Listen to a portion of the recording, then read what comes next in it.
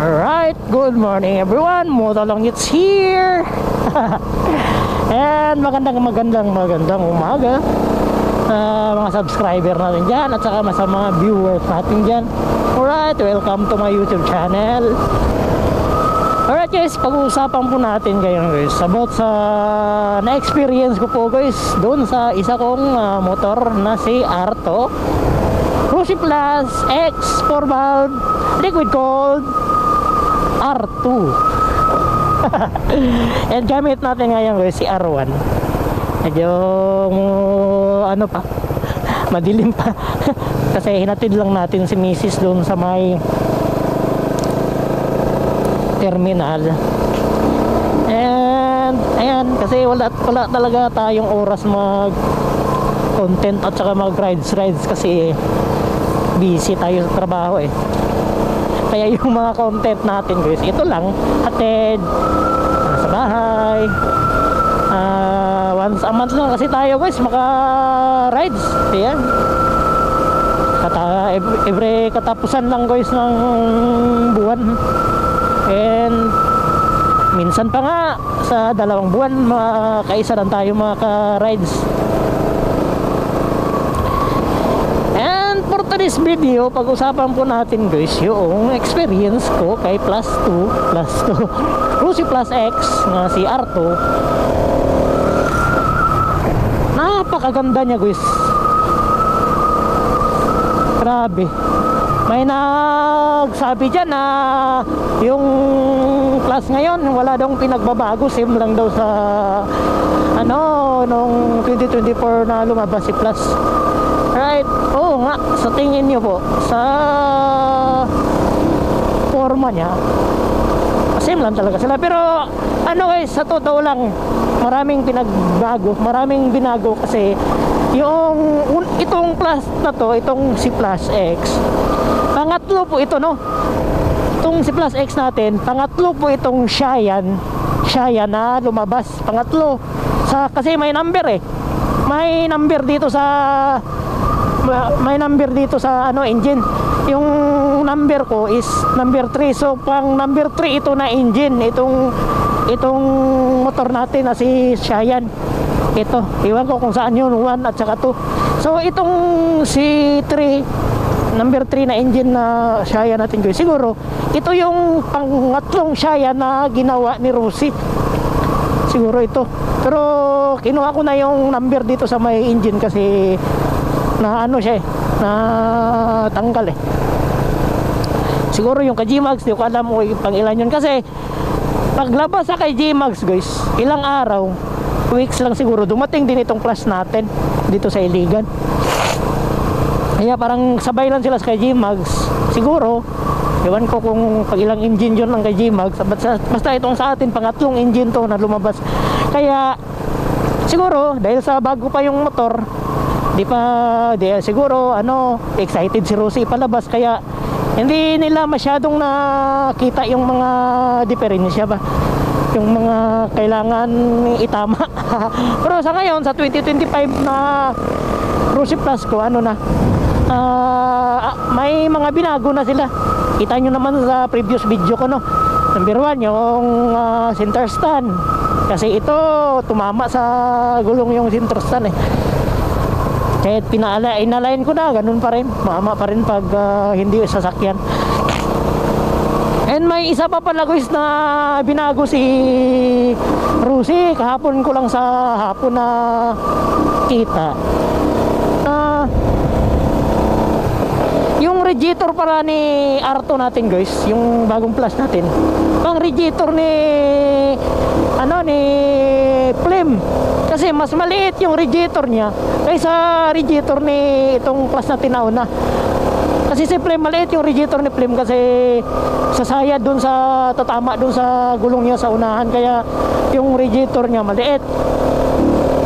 Pero in fairness, yung radiator ng 2025 natin mas malaki pa rin kaysa radiator ng Sniper 150 kahapon, kasi kahapon sinukat namin ni Cool Guy, yung kasama ko na naka-sniper, mas maliit yung sa kanyang Sniper na ang kanyang radiator. Alright, so yun na yun yung mga pinagbago. At saka Promise talaga guys, sobrang gaan yung magaan yung 2025 na Cheyenne ko.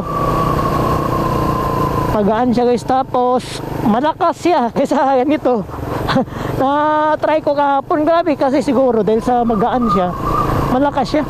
Kasi na try ko siya guys, yung second gear niya guys, 70 plus yung second gear niya, hindi pa sagad. Grabe, 70 plus yung second gear, hindi pa sagad ha. Hindi pa naka full RPM dito.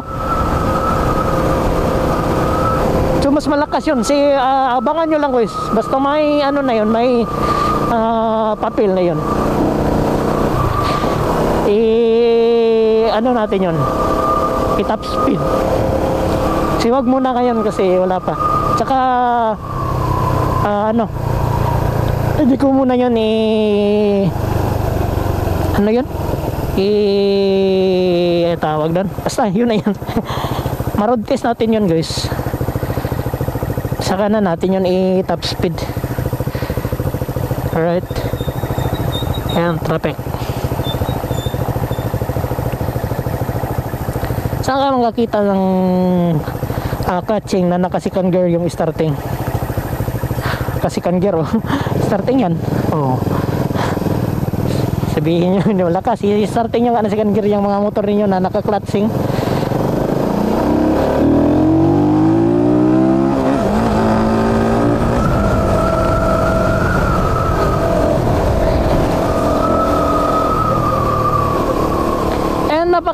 Siguro mas matipid yun guys kaysa itong una nating plus, kasi dahil sa magaan yung body nya, and yung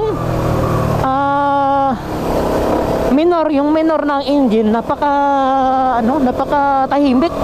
Ito ano man to, ito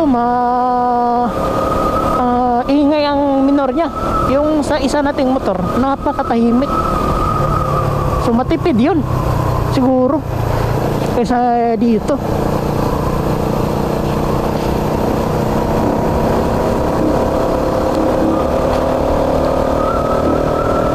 So ano lang to yun, mataas lang siya kaysa nito. Pero tamang tama yun pag may angkas ka, tamang tama yun.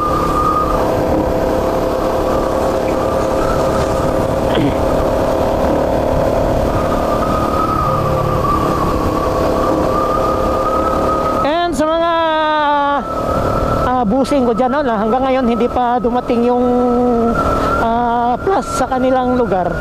Ayan guys, kung gusto nyo pong magka plus dyan, punta po kayo sa kasa, o i-cash ninyo or ibanbuhanan ninyo, mag-down po kayo, tapos pa-reserve, tapos yung resibo ninyo ipadala nyo sa Dumaguete.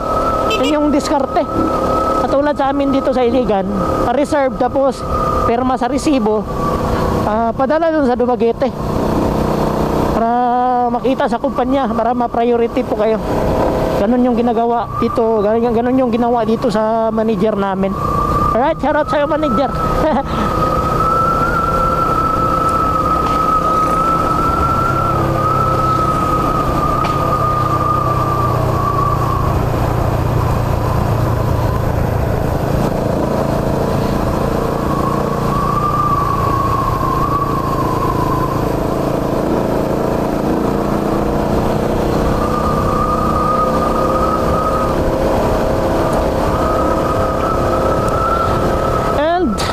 Nagsabi diyang yung Rusi matumal. Nagkakamali po kayo guys. Sa buong kasaysayan guys, sa buong kasaysayan ng Pilipinas, sa lahat ng mga brand ng mga motor branded o anong klase, China ba yan, si Rusi lang ngayon guys. Si Rusi lang ngayon na ginawa pa lang sa kumpanya, may nagmamay-ari na sa motor. Katulad dito, katulad nung 2025 ko, sabi ng manager doon sa Dumaguete, grabe naman kayo dyan sa Iligan, ginawa pa lang yung motor, bayad na. Oo. Na ngayon, may dumating man dito sa amin na 3. Tapos, marami pang nakapareserve na hindi pa nakuha yung sa kanila. Oo. Mas ano tayo guys, mas maswerte tayo kasi lagi tayong priority ni Iligan. Kasi ang dami ko na guys, ang dami ko nang napakuha ng motor dyan sa may Rusi. Oo. Ang dami ko nang pirma dyan. Kasi, ano, magaling pa tayong magbayad, ang tawag doon. Tapos, sa totoo lang guys, pag mag-rides kami, may masisiraan sa ano namin, sa grupo namin. Basta dito lang sa Mindanao, talagang i-rescue kami ni Rusi. Magpapadala siya talaga ng mekaniko niya kahit gabi. Oo. Isa nga, nasisiraan kami doon sa may Lanao del Norte. Tapos ano na, alas 11 na ng gabi. Oo. Pinapuntahan kami, tapos yung motor dinala doon sa kasa. Gabi na, mga alas 12 na. Kami lang yung tao doon sa loob ng kasa, inayos yung motor para lang makauwi. Ganyan yung Rusi dito sa amin guys. Ganyan magdala ng mga consumer. Consumer ba? Mga utangir dito sa amin. Kaya proud na proud kami dito sa opisina ng Rusi. Tapos yung Rusi namin dito, wala talagang kuskus balungos. Pag yung motor mo mahatak, ilagay lang yan dyan sa opisina. Tapos pag maikabayad ka na, pwede mo naman kunin ulit. Yun yung dito sa amin. Pag magsabi ka nga ayaw mo na, doon na, iparipo na nila. Pero bihira ka makita ng ripo dito sa amin. Kasi yun na nga, pag mabita yung motor mo 2 buwan, hindi ka nakapagbayad, kunin yan ni Rusi, tapos ilagay lang sa opisina. Tapos hintayin ka kung makabayad. Pag makabayad ka na 1 buwan, pwede mo na kunin, may balance ka na 1 buwan. Pag dating ng buwan, hindi ka naman makabayad, kunin naman yung motor mo, pwede mo ihatid sa opisina. Wala ka pang ikabayad, deposito mo na yung motor mo. Ganyan dito sa amin guys. Kaya bihira ka makakita ng repo sa Rusi. Kung may repo man, mabenta agad kasi ang mura. Oo, ang mura talaga. At saka yung mga Rusi users guys, kadalasan hindi talaga abusado sa motor nila. Kasi alam naman naming mga Rusi na yung motor na Rusi kailangan talaga ng alaga. Para bang may anak ka na, tawag doon, may anak ka na kailangan talaga ng alaga ng magulang ba, yung hindi pwedeng basta na lang hayaan mo na lang yan, ganyan, hindi kumakain, hindi. Kailangan talaga sa Rusi alaga para gusto mong tumagal yung motor mo. Kahit sa branded naman siguro, pag mapabaya ka talagang masira yung motor mo, ha? Ako guys, proven and tested ko na talaga yung Rusi, ha? Kasi dami ng Rusi na dumaan sa kamay ko. Tsaka plus X ko 3, plus Rusi plus ko 3, isang card, dalawang ito. Siguro baka sa December bigyan na tayo ng motor ni Rusi nito. And ang dami pa nga guys na tinutulungan ko na makakuha ng motor tapos magpa-reserve. Alright, kasi si manager, pag ako, walang problema talaga. Kasi parang parang sanay na sila sa akin. Pag makapunta ko sa Rusi, di ba, makita nyo sa mga vlog ko, pag makapunta ako doon, ang ingay-ingay ko. Parang taga Rusi. Kasi ganyan tayo eh. Kaya yun. Alright, nandito na tayo sa bahay guys, no? Parang dali lang magchika-chika ba. Alright, and don't forget to subscribe guys. Maraming salamat pa sa pagpanood. At saka dito na tayo. Kita mo naman yung motor ko dito.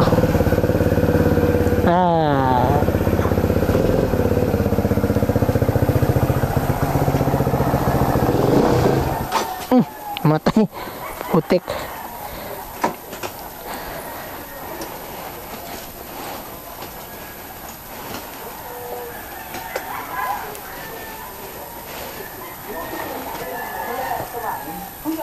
Kumain ka? Ano ko ulit kumain ka? Vin. Vin, kumain ka na. Vin po. Shit, kumain ka. Vin po. Kumain ka. Vin po. Din. Grabe bidoy oh. Din. Ayan. Gumare mo nga, maupaw ka.